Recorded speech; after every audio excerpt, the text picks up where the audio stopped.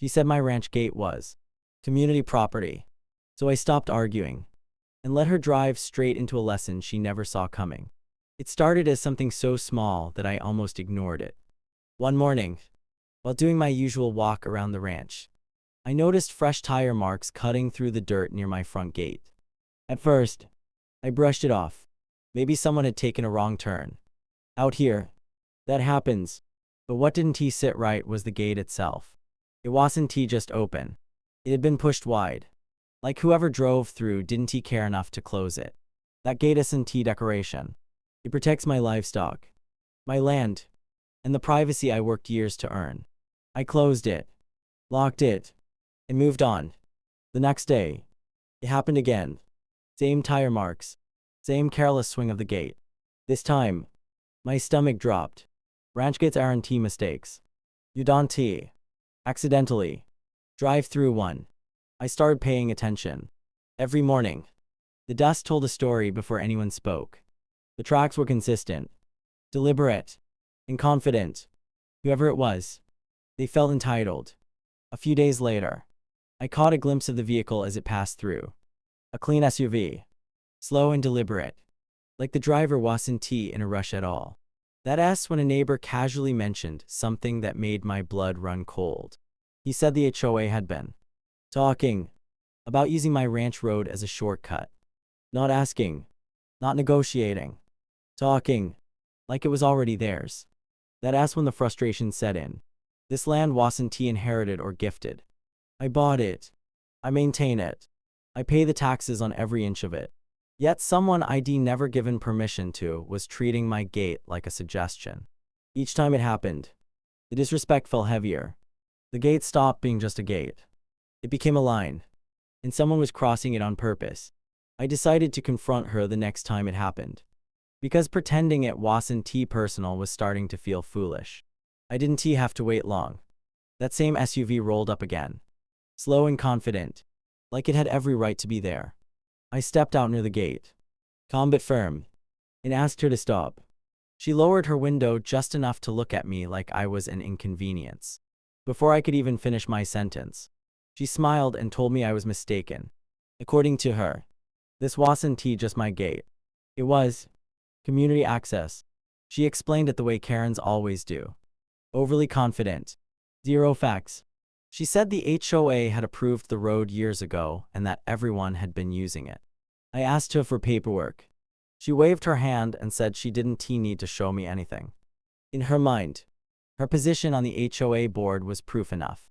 She told me I should be grateful the community was maintaining the path by driving on it.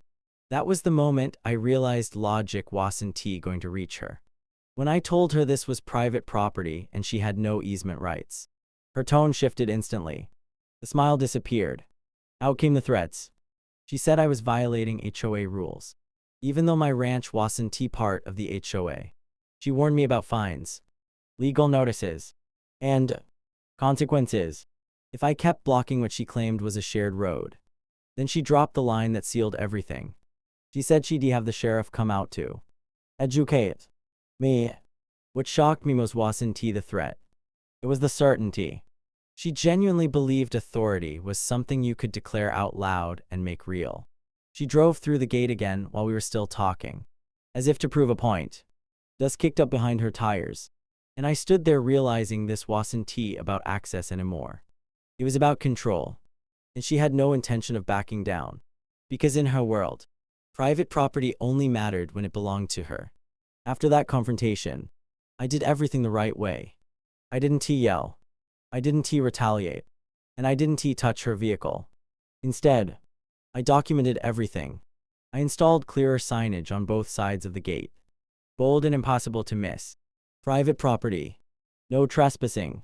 I reinforced the hinges, added a stronger lock, and sent a certified letter to the HOA spelling out exactly where my property lines were and how there was no legal easement, no shared access, and no permission granted.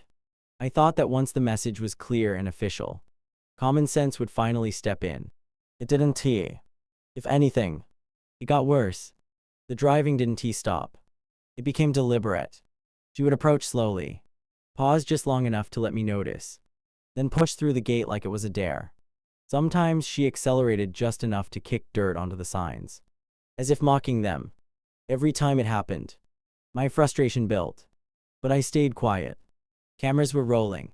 Timestamps, angles, license plates. Everything was recorded. I knew better than to react emotionally. People like her thrive on reactions. Neighbors started noticing too. Some warned me to just give in because fighting the HOA never ends. Others whispered that she'd done this before, pushing boundaries until people got tired. That told me everything I needed to know. This wasn't confusion or miscommunication. This was a pattern. The gate had turned into a test, and she was determined to win by wearing me down. I stood there one evening, watching the sun drop behind the fence line, replaying the footage on my phone. Every clip showed the same thing. Confidence without permission. That's when it clicked. I didn't need to confront her again. I didn't need to argue. I just needed to stop accommodating behavior that had no right to exist in the first place. The solution wasn't loud or aggressive. It was quiet, legal, and final. From that moment on, the gate stopped being a weak point. It became a line she kept crossing, unaware that each time she did, she was building the case that would end everything she thought she controlled. I didn't rush into anything. That was the mistake she expected me to make. Instead, I waited. I reviewed property records, confirmed boundaries, and double-checked every local regulation related to private access and trespassing. Once I was absolutely certain, I restored my ranch gate to do exactly what it was designed to do: protect my land. The gate wasn't booby-trapped, damaged, or altered in any illegal way. It was simply reinforced, properly locked, and positioned so that it could no longer be pushed aside by force or arrogance. Cameras covered every angle, clearly visible, recording day and night. The next time she approached, she didn't slow down the way she usually did. That confidence was still there. She expected the gate to give, just like it always had. But it didn't. Her SUV rolled to an abrupt stop inches from solid steel. No dramatic crash, no chaos, just sudden silence and confusion. She tried again, inching forward, then reversing, clearly realizing for the first time that her shortcut was gone. Within minutes, the situation escalated. Not because of me, but because she called for backup. HOA board members arrived, angry and loud, accusing me of blocking community infrastructure. One of them even demanded I open the gate immediately. I calmly told them no. That's when they made the mistake they'd been threatening for weeks. They called the sheriff. When the deputy arrived, I didn't say much. I didn't argue. I simply handed over property maps, records, the certified letter, and weeks of footage showing repeated trespassing after formal notice. The tone shifted instantly. What had been shouting turned into nervous explanations. Claims of community access collapsed under basic questions. The deputy walked the boundary line, reviewed the evidence, and made it clear whose land this was. In that moment, everything flipped. The authority she'd been pretending to have vanished. No citations were written, but not in my direction. The gate stayed closed. The shortcut was officially over. And for the first time since this started, the silence on my property felt earned. The days that followed were quieter than I expected. And that silence said more than any argument ever could. The HOA emails stopped completely. No more warnings. No more legal threats. No more passive-aggressive notices slipped under doors or sent late at night. It was like someone flipped a switch. The same board members who had shown up demanding access suddenly wanted nothing to do with the situation. When power disappears, so does the noise that comes with it. A week later, I heard through neighbors that the HOA had called an emergency meeting. Not to challenge me, but to protect themselves. Lawyers were involved. Words like liability and overreach started circulating. That so-called community shortcut was quietly removed from their internal maps, like it had never existed. No apology was offered. Of course, people like that don't apologize. They just rewrite history and hope everyone forgets. As for her, the change was obvious. She still drove past my property every day, but now she took the long way around.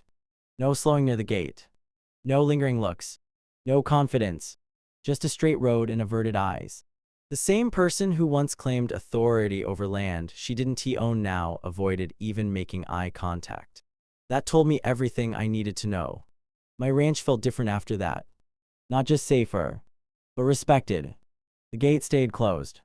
The sign stayed up. And the cameras kept running. Not out of fear, but out of principle. I didn't win because I out-yelled anyone or played dirty.